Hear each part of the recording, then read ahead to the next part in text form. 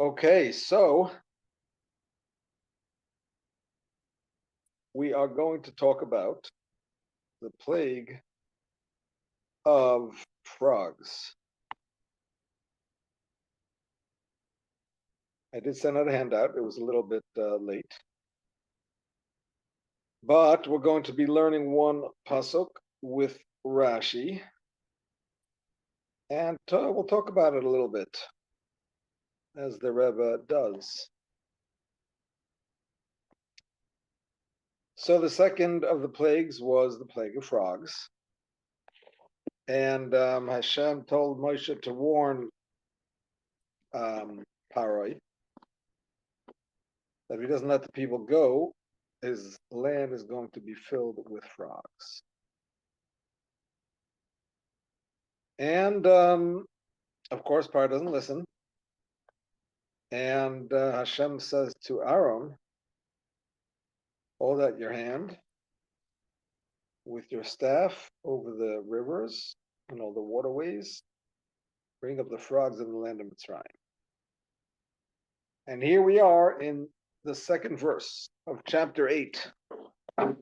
Vayit Aaron es yodo al meimei Mitzrayim. Aaron stretches his hand out over the waters of Egypt.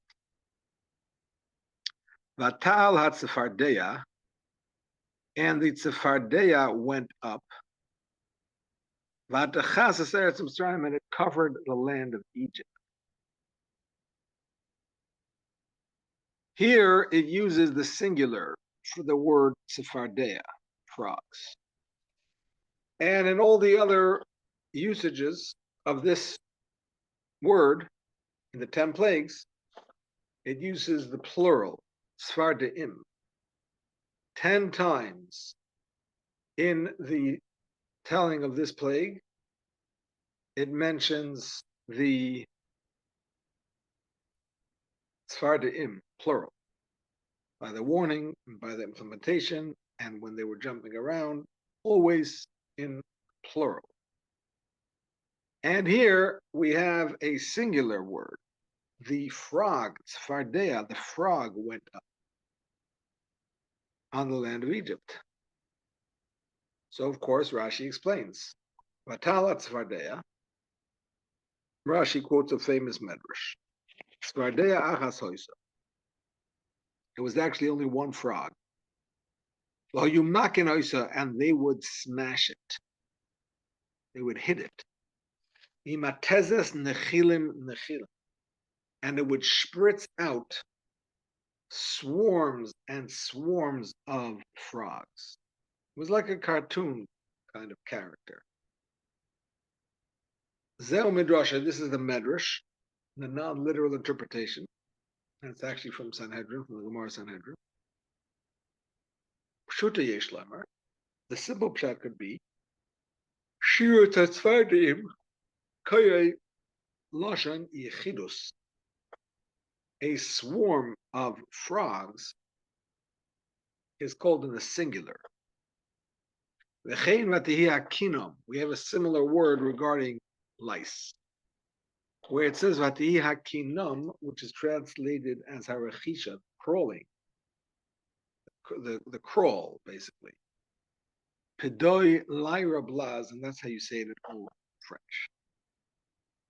Af vatalat sephardeya, so too vatalat sephardeya is greenolier blaz.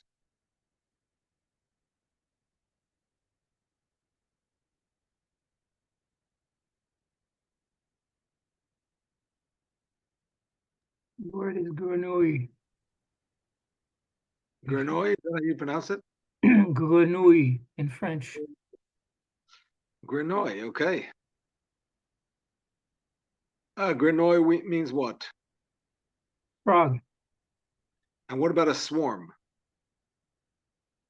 That I don't remember. So I can find out for you. I have my Google Translate here. maybe Zezer is not old enough. You have to speak Old French. Here, one of them is groiment.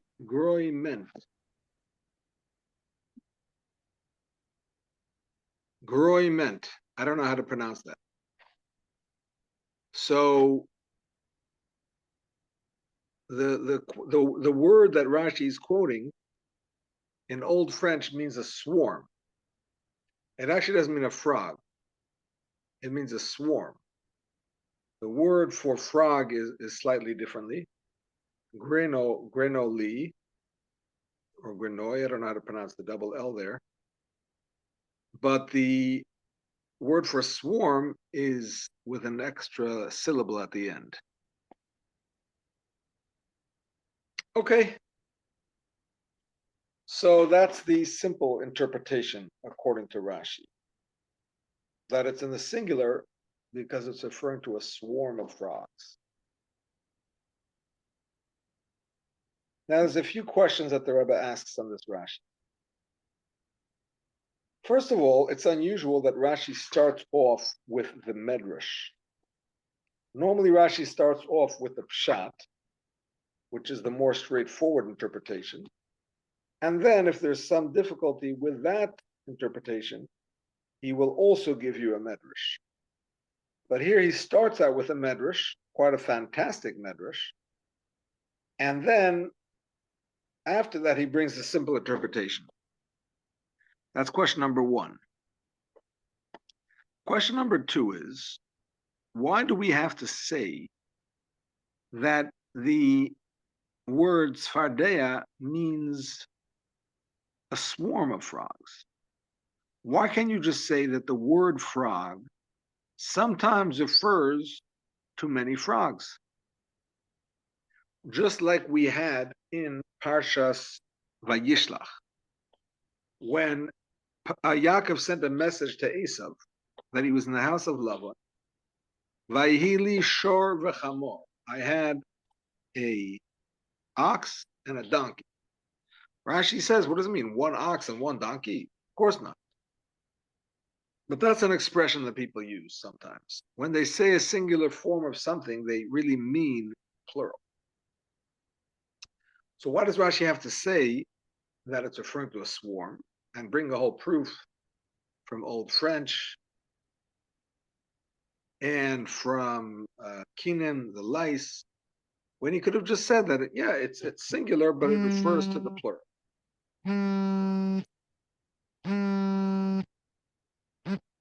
Sorry about that.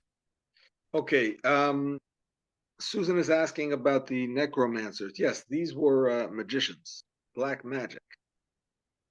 Whether you believe in black magic or not is another question, but they certainly believed in it, or at least they pretended to believe it. Yes.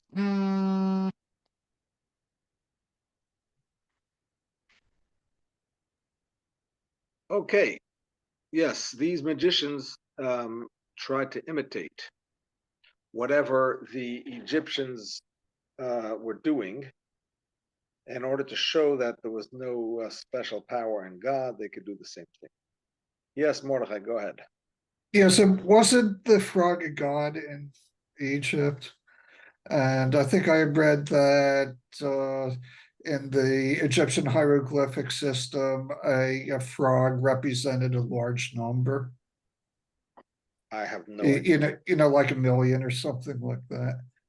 I literally have no idea. A frog was a god in ancient Egypt. That's possible. Let's see if Google knows that.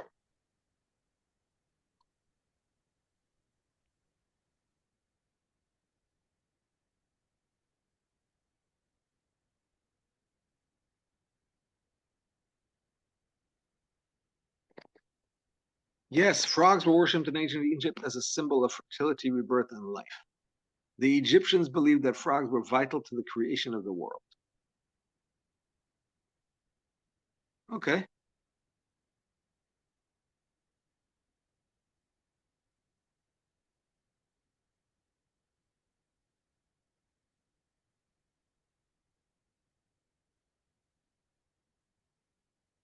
Crocodiles were also worshipped in ancient Egypt, by the way. particularly as avatars of the crocodile god. So it's hard to pin it on that because there were so many different gods. The sun was a god too, by the way. The sun was worshipped as the primary deity for the pharaohs. The Nile was also worshipped, personified a particular god of theirs. We also know about a certain other animal that was worshipped. Anybody know? Rams. They worshipped the ram because it represented the constellation of what's the constellation of the ram?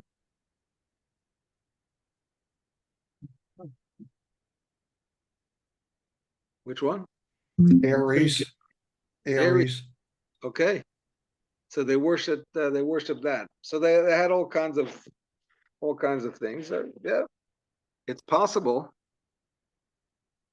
that That's why one of their leaders was named Ramses. oh, okay. I hear you. I'm not seeing you on my screen for some reason. What happened?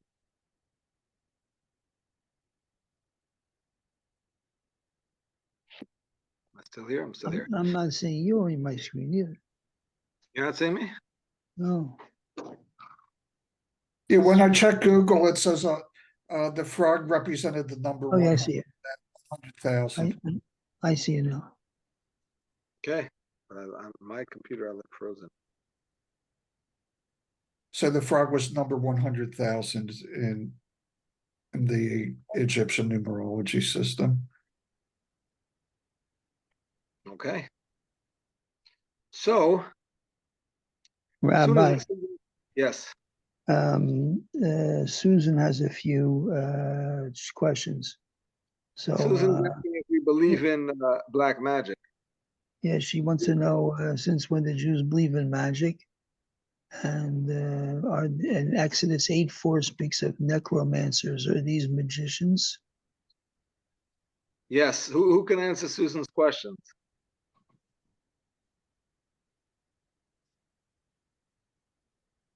Do the Jews believe in?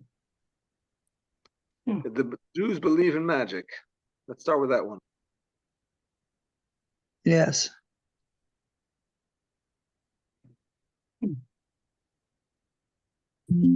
According to whom? Yeah, there's actually two different views. According to, I think, the Rambam, he says no, and according to others, he says yes. Okay.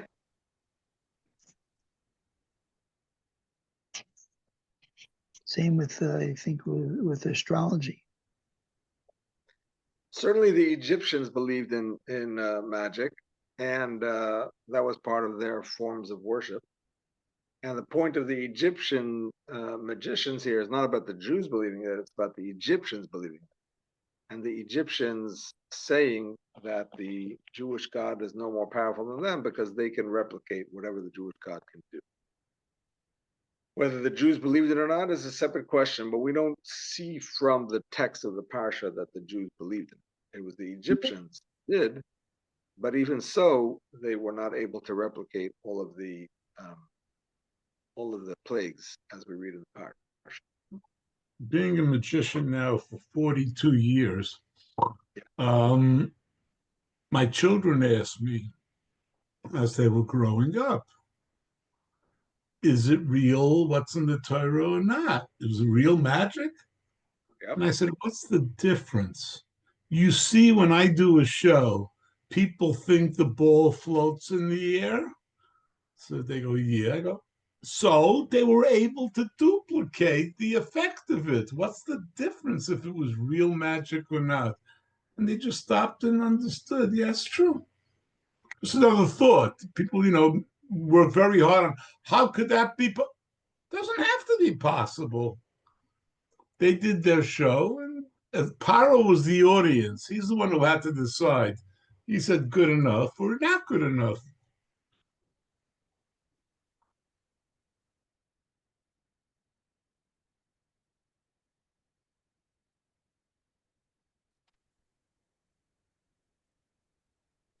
Yes, exactly. So it's possible that whole thing that they did was not real magic. It was just sleight of hand, which is what the magicians do nowadays. And the Torah is just recording what they pretended to do, but not that they actually did it. That's what the Rambam holds. So when the snake turned into the staff turned into a snake, in the case of Moshe's, it really did. In the case of the Egyptians, it was just a sleight of hand. And the same thing with all of the other tricks that they did. No, but some say that they'd give some power to unholy forces, and yes, they had power to manipulate the energy in this world and to do some kind of magic. But again, the point of them in the story is not about the Jews' belief; it's about the Egyptians' belief. Okay, my friends, here's the next question that the Rebbe asks. Rashi usually tries to stick to Pshutoi Shel Mikra, the simple understanding of the pasuk. Even when he quotes a medrash, he only quotes the ones that are, somewhat, close to the pshat. He doesn't quote like wild midrashim for no reason. So here we have a question: why does it say tzfardeh in the singular? For whatever reason, Rashi is not happy with the pshat that it means a swarm only. I mean, he brings it down, but he's not so happy with it. So he brings the other interpretation as the first one. But within that interpretation, there are two ways of learning. And Rashi chooses one that is more supernatural than the other. Because the Gemara also brings this question down. Why does it say tzefardea in the singular? And the Gemara gives two answers. One is the same as Rashi, that it was one big frog, and the more they hit it, the more the small frogs came out. They just streamed out of the sides of it or whatever. And then there's another pshat, which is that the big frog whistled. And when it whistled, it called the other frogs, and they came jumping along. Or a slight variation of the first pshat is that the big frog reproduced and laid, so to speak, they weren't really eggs because they came out as live frogs, but they came out from its reproductive organs. Of course, that's also miraculous because they came out in the thousands and thousands and thousands to be able to cover the whole Egypt. So that's a miracle, but it's still less of a miracle than to say that the frogs just streamed out of the body of the frog. It's almost like ex nihilo, like something from nothing. Why should Rashi choose to say such an interpretation that seems so far-fetched? So these are all the questions, one on top of the other. Let's try to address them one at a time. First of all, why is Rashi not happy with the second pshat that he brings, which he himself says is pshuta, is the simple pshat? The reason for that is because, first of all, not every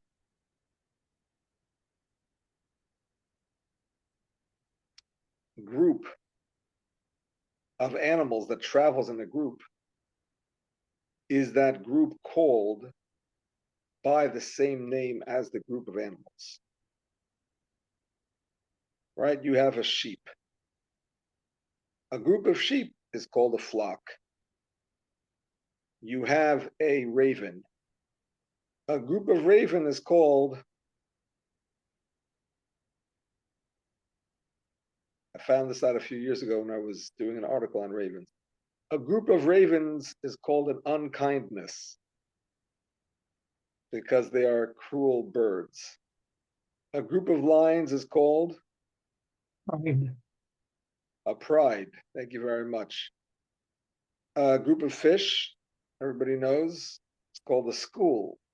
So not every animal that has groups are the groups called by that name. And here, I mean, it's possible. And in French, it is so, by the way, which is why Rashi quotes the Old French, where the word for frog is almost the same as the word for a swarm. As I put into the article, that the word for frog is, how do you pronounce it, Ezra? Grenouille. Grenouille, and the word for a swarm is grouillement or something. I don't know how to pronounce that, but it is similar. So just like in Old French, you have a group of frogs that is called by a similar name as the word frog. So too, that could be the case in Hebrew. And Rashi also brings a proof from the word for lice, which in the singular is kinim, or kina, sorry. In the plural is kinim. But then we have a word kinum, which is neither singular nor plural. And there it means a swarm of insects, or a crawl of insects, however you want to translate it. So just like kinum is similar to kinim, yet it's not the same, and it means the group of lice, so too one can say about Tzfardea that it means the swarm of frogs. But we don't really have evidence for that, other than the fact that it's true by kinim. Okay, that doesn't mean it's true over here, especially because by kinam, it's pronounced differently. Kinim is the plural, kinam is the group. And here it's pronounced the same. Also slightly different than Old French, because the two words are not exactly the same. Nevertheless, in Hebrew, they're exactly the same. So it's a little bit unusual. Another point that makes the second interpretation not so simple is that the rest of the whole discussion about the frogs, nowhere does it talk about the swarm of frogs. It could have spoken about the swarm also when Hashem told Moshe to warn Paro that a swarm was coming. No, it never did that. Only plural frogs. And then after, when it describes it, other than this one pasuk, it's never described with this word singular, only with plural. Now, after all, they were a swarm and they did descend on Egypt. So why is it that in all of the mentions of frogs, only once do we say it in this tense as a singular, and nowhere else, if it means a swarm and it was a swarm throughout the plague? Sorry, this question is answered according to the first interpretation, because the first interpretation says it was only one frog at the outset, and later it became many frogs, and therefore it makes sense why here's the only time that it says Tzfardea in the singular. Everywhere else it says it in the plural.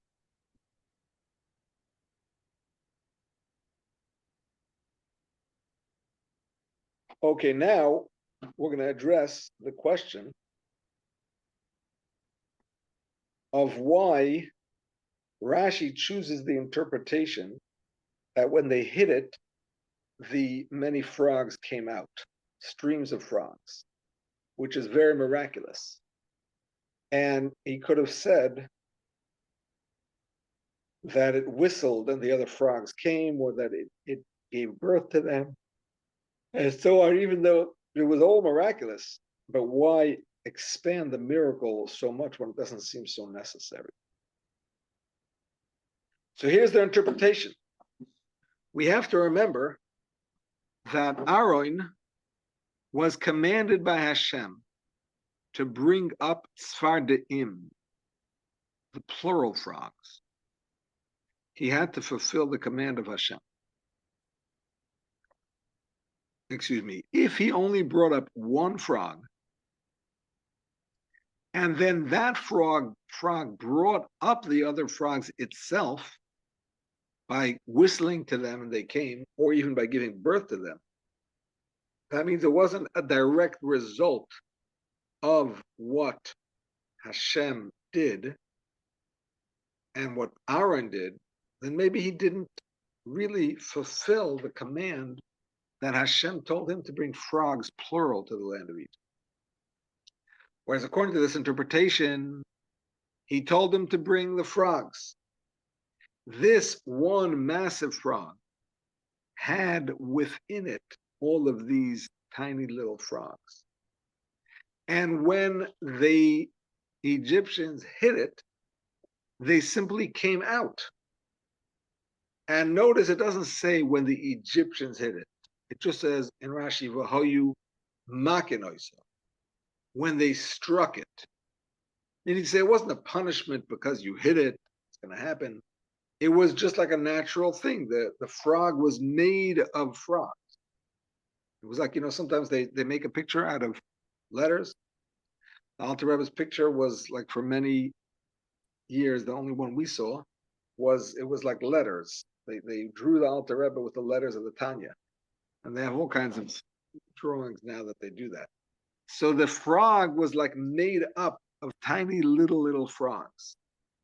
And when they hit it, they just streamed out because that's what it was made out of, so to speak. And that is, with that we can understand why Aaron fulfilled the mitzvah to bring frogs, plural, out of Egypt, out of the Nile. Because the frogs were really part of that big frog.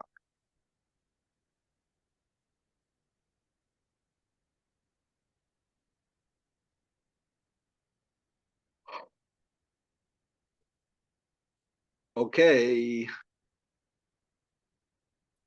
Before we go on to the lesson that we can learn from this interpretation, I just want to share something that the Rebbe says in this explanation, this Rashi, which I don't recall ever learning before,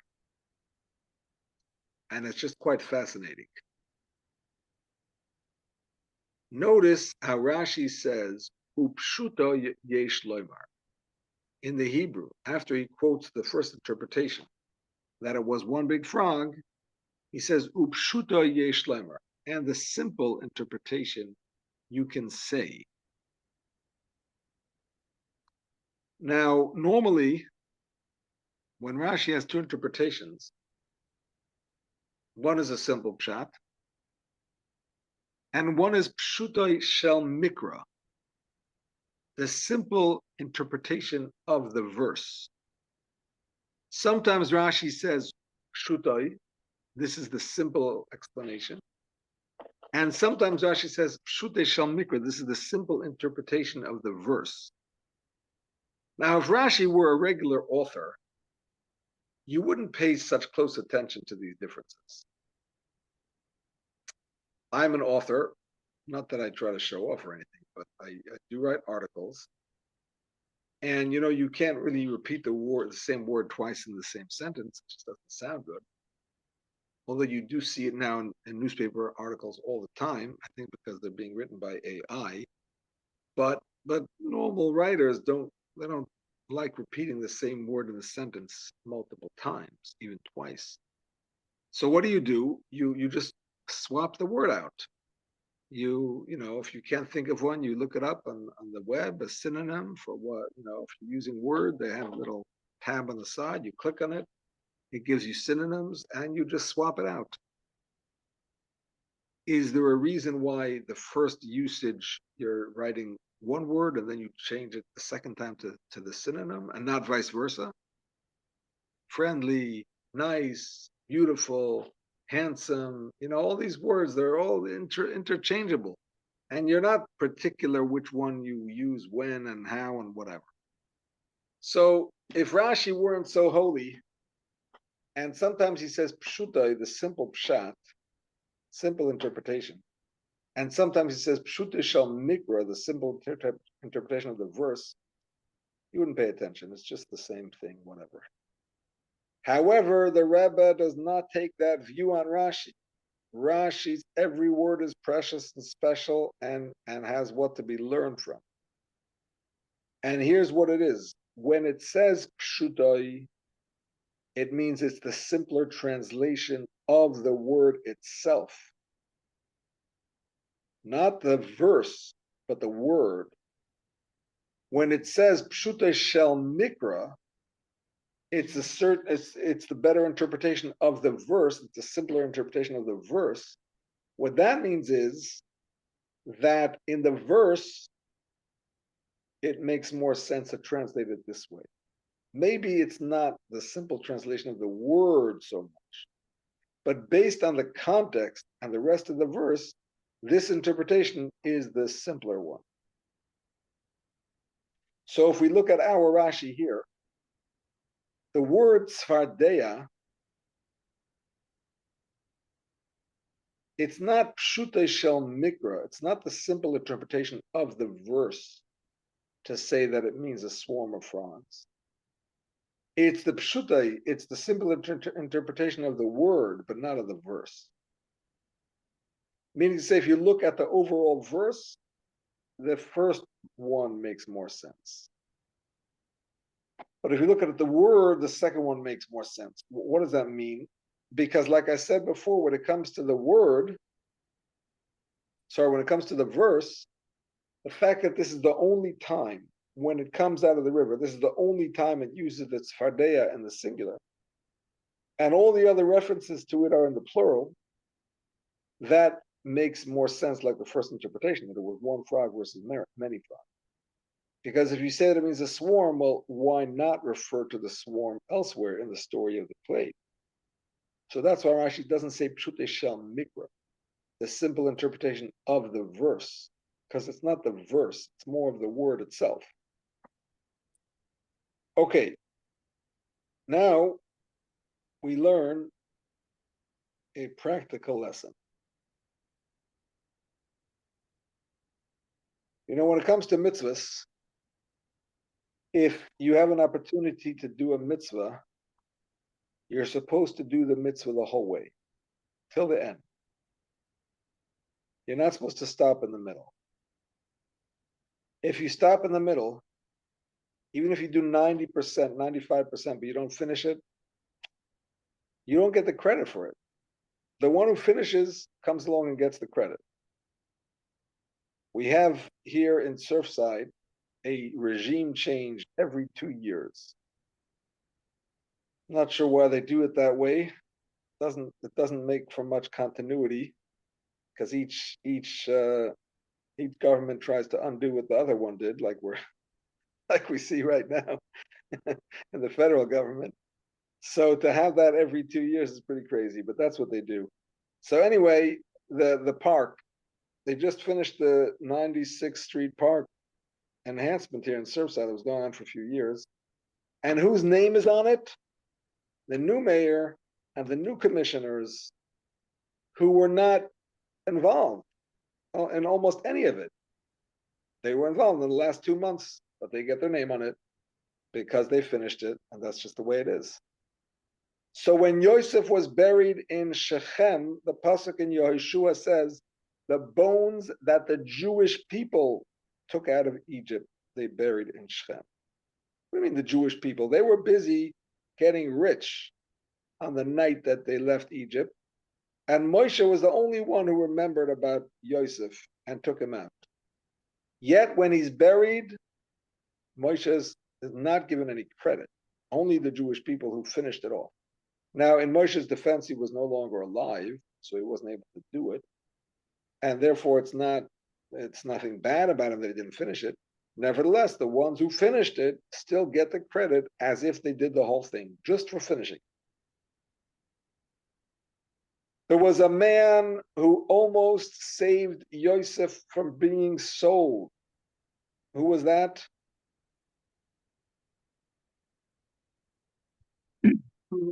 And Who? Reuven? Well, Reuven saved him from being killed and had him put into the pit. But there was a man who could have saved him from being sold, and his name was Yehuda, because Yehuda was respected.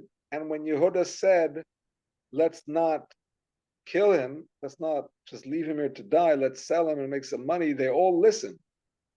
And if he had the strength of character to say, let's bring him back, let's not do this, they would have listened too. And because he didn't finish the mitzvah, he started it by saving him from the pit and selling him to the Egyptians, Midianites, and Ishmaelites, all the different tribes that Rashi says back and forth, whatever. So he started, but he didn't finish it. He lost his position of leadership. Because the next section says, it was at that time Yehuda descended from his brothers. That means the brothers looked down at him and they said, hey, you're the leader and you couldn't fix it. You let this happen. So he went down in the position. So a person who could have done something and didn't, he has to take the fall. He's considered at fault. The fact that you started is great, but that also means that you could have finished it, and not finishing it is therefore considered to you're at fault for that. There's one exception where maybe you don't want to finish something, and that is if you're afraid that by finishing something, maybe you'll hurt somebody too much. You know, the pasuk says, "Arboim yakenu lo Yosef." If a person does a sin, and he's supposed to receive 40 lashes, it says, "Arboim yakenu," give him 40 lashes. Do not add. If you add even one, that's considered a disgrace to him, and so on. That is a prohibition, one of the negative commandments. So in practice, we don't give 40 lashes. We only give 39 lashes. Some say that that's what the Torah meant. When it said 40, it didn't really mean 40, it meant 39. And they learned it from the wording of the verse. But others say, no, the Torah said 40 and it meant 40. The rabbis came along and said, we're stopping you at 39 because we don't want you to, God forbid, give one extra. We would rather you give one less than perhaps forget and give one extra. So we're going to stop you at 39 so that even if you forget and give one extra, it'll be 40, which is what the Torah actually says. So when it comes to the possibility of hurting somebody more than they deserve, one has to be very careful.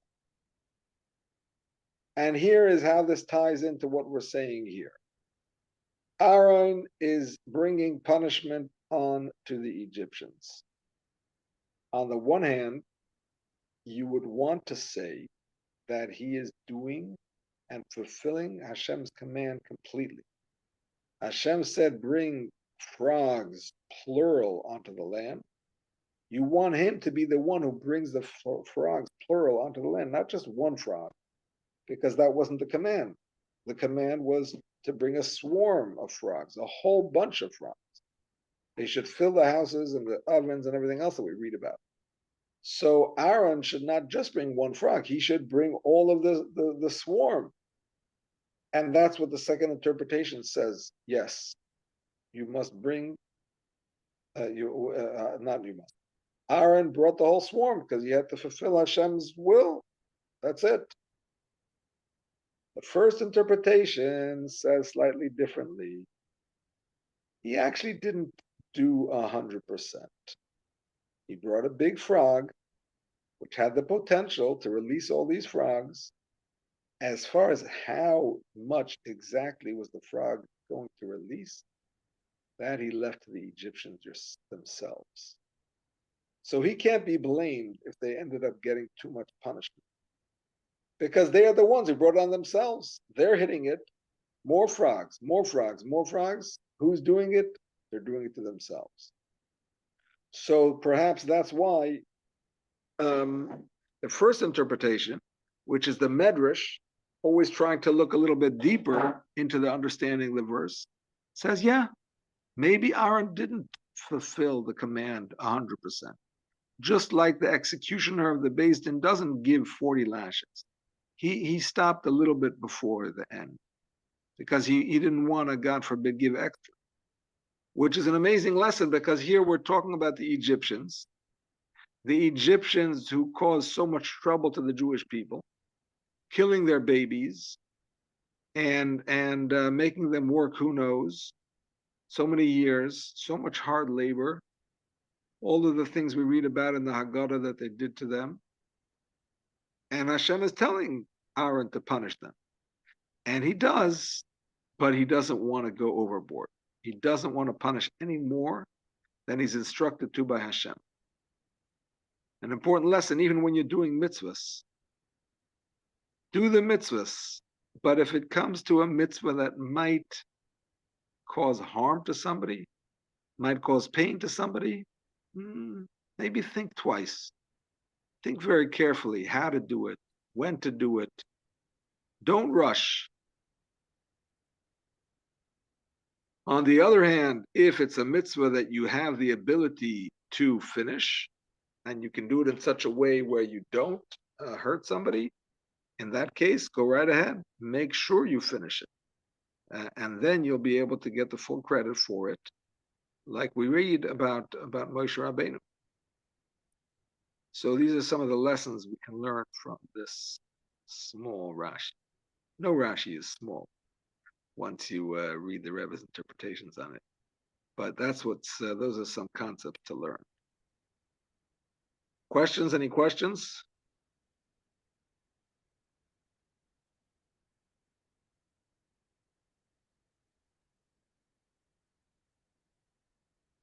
All right, I guess everything was super clear today, crystal clear. I understand that we have a week off for the No Yeshiva week. So I guess I'll see you with Hashem's help in February. Susan does not do mitzvah for credit. Very good. That's the right thing to do. We're supposed to do mitzvahs because Hashem wants us to do the mitzvahs. But nevertheless, it's good to get some credit anyway. Don't do it for that, but take it if it comes. Thank you, Rebbe. My pleasure. Thank you, Rabbi. Rabbi, Good Pleasure. vacation. Have a Rabbi, good people Thank week. in present French, grouiller means to swarm. Interesting. So it still is a similar word. Yeah, to crawl, to team, to be alive, to stir. So it's There. grouiller. So it looks very much like the old French form. Interesting. The Rebbe spoke French. He lived in France for a few years. So when he mentioned these things, he knew about it. He knew about it firsthand. Very good. All the best, everybody. Thank you. Same to you. Thank you. Thank you. Всё, перестань.